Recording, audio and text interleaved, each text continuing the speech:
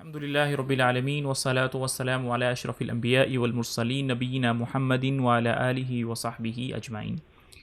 آپ صلی اللہ علیہ وسلم کی جتنی بھی احادیث ہم تک پہنچی ہیں، ہم نے اس کو پچھلی ایپیسوڈ کے اندر دو کیٹیگریز کے اندر ڈیوائڈ کیا تھا۔ پہلی کیٹیگری وہ ہے جس حدیث کو روایت کرنے والے بہت سارے صحابہ ہیں، بہت تابعین ہیں، علماء کی ایک کثیر جماعت نے اس کو روایت کیا ہے۔ اس کو ہم حدیث متواتر کہتے ہیں۔ اس کی تعریف کیا ہوتی ہے، وہ اس کی شروط کیا ہوتی ہیں، اور اس کا حکم کیا ہوتا ہے، اقسام کتنی ہوتی ہیں، کیا ایسی کتابیں ہیں جس پر صرف احادیث متواتر ہی نقل کی گئی ہوں۔ تو اس کے بارے میں ہم ایپیسوڈ نمبر 1 میں بات کر چکے ہیں۔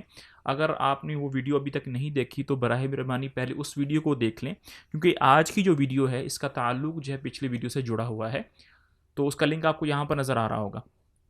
دوسری کیٹیگری جو احادیث کی ہے، جو کہ خبر المتواتر کے مقابلے میں آتی ہے، اس کو ہم خبر الاحاد کہتے ہیں۔ آج کی ویڈیو میں ہم اس پر بات کریں گے، تو آئیے اپنی ویڈیو کا آغاز کریں۔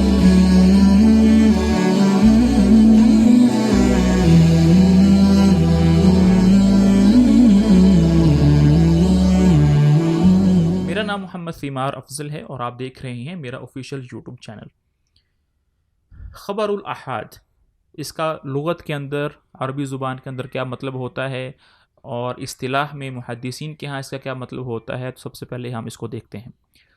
خبر الاحاد، احاد جو ہے یہ جمع کا لفظ ہے، اور اس کا جو مفرد ہے وہ واحد ہے۔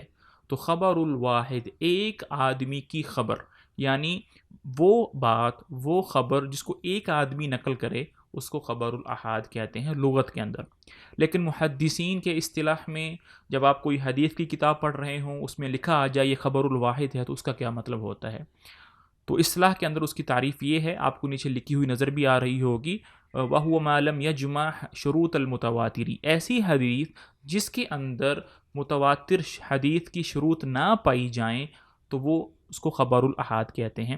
پھر میں یہی بات کہوں گا کہ پچھلی ویڈیو کے اندر ہم نے کچھ شرطیں بیان کی تھیں، اگر یہ شرطیں پائی جائیں گی تو یہ حدیث متواتر کہلائے گی، اور اگر وہ شرطیں نہیں پائی جائیں گی تو اس حدیث کا نام خبر متواتر سے چینج ہو کر خبر الاحاد بن جائے گا، جو آج کے بارے میں ہم بات کر رہے ہیں۔ تو وہ حدیث جس کے اندر حدیث متواتر کی شروط نہ پائی جائیں، اس کو خبر الاحاد کہتے ہیں۔ اب خبر الاحاد کا حکم کیا ہوتا ہے؟ اس پر عمل کرنا چاہیے، اس پر عمل نہیں کرنا چاہیے، کس حد تک عمل کریں گے، کس کیٹیگری میں جا کے اس پر عمل کریں گے؟ تو اس میں بات یہ ہے کہ خبر الاحاد جو ہوتی ہے، جب آپ کے سامنے کوئی خبر الاحاد آ گئی تو آپ فوراً نہیں کہہ سکتے کہ اس پر عمل نہیں کرنا یا اس پر عمل کرنا ہے، نہیں، بلکہ سب سے پہلے ہم نے اس کو اسٹڈی کرنا ہے۔ اسٹڈی کرنے کے نتیجے میں پھر اس کے بعد جا کر ہمارے پاس رزلٹ آئے گا، کیونکہ خبر الاحاد کی بہت زیادہ قسمیں ہیں، ہر قسم کا اپنا الگ سے ایک حکم ہے۔ آئندہ آنے والی قسطوں میں ہم اس پر بات کرتے جائیں گے۔ ابھی صرف خبر الاحاد کا حکم یہ سمجھ لیں کہ خبر الاحاد جو ہے اس پر فوراً حکم نہیں لگا سکتے، اس پر اسٹڈی کر کے، اس کو پڑھ کر، پرکھ کر، اس کے بعد اس پر فیصلہ کرتے ہیں۔ اس کے بعد بات کرتے ہیں کہ خبر الاحاد کی آگے دو مین کیٹیگریز ہیں۔ اب خبر الاحاد کو میں نے آگے دو چیزوں میں ڈیوائڈ کر دیا ہے۔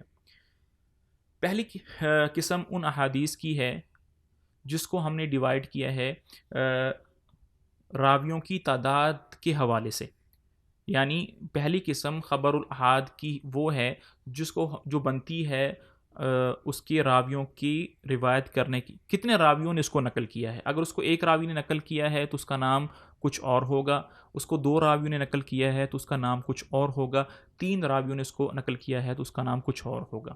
دوسری کیٹیگری ہے قوت اور ضعف کی وجہ سے، مضبوط اور کمزور حدیث کے اعتبار سے اس کی قسمیں الگ ہوں گی۔ تو سب سے پہلے بات کرتے ہیں وہ احادیث جو کہ راویوں کی تعداد کے اعتبار سے وجود میں آئی ہیں، وہ کتنی ہیں۔ اس کی آگے تین قسمیں ہیں۔ سب سے پہلے مشہور ہے جس کو روایت کرنے والے 3 راوی ہوں، اس کے بعد عزیز ہے جس کو روایت کرنے والے 2 صحابہ ہوں، اور اس کے بعد غریب ہے جس کو روایت کرنے والے 1 راوی ہو۔ انشاءاللہ آئندہ آنے والی قسطوں میں ہم حدیث مشہور پر بات کریں گے تفصیل کے ساتھ، اور ہر قسط میں ہم ایک خاص کیٹیگری پہ بات کریں گے۔ اب تک کے لیے اجازت دیجیے۔ السلام علیکم ورحمۃ اللہ وبرکاتہ۔